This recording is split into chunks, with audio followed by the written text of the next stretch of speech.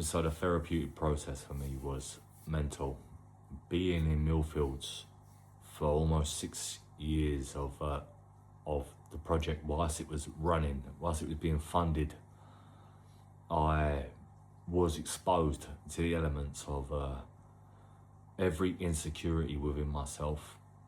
I was also exposed to being a trigger for other people's insecurities, and also being a trigger for the system, and being in a pilot project to be an experiment and be tested on, which had never been done before, the way it was being done, this place.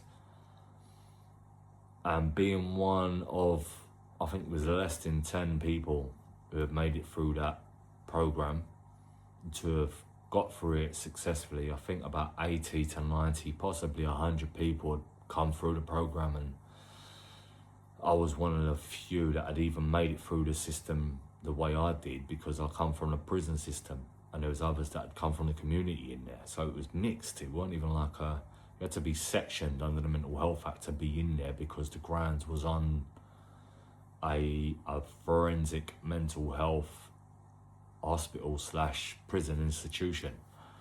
So because it was being funded for the treatment by the NHS and the mental health services, in order to treat offenders who are mainly either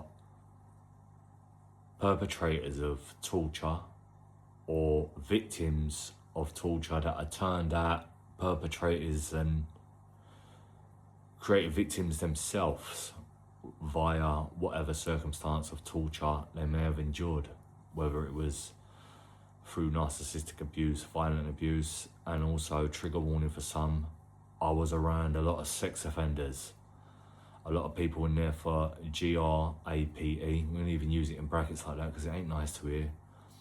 And some of them, I won't lie, I'll say it how it is, they were monsters that I was listening to.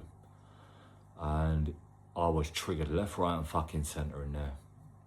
Apologies for the swearing, but hearing some of the stories from these guys and what they were getting up to really would grate on Yeshua's soul himself, you know.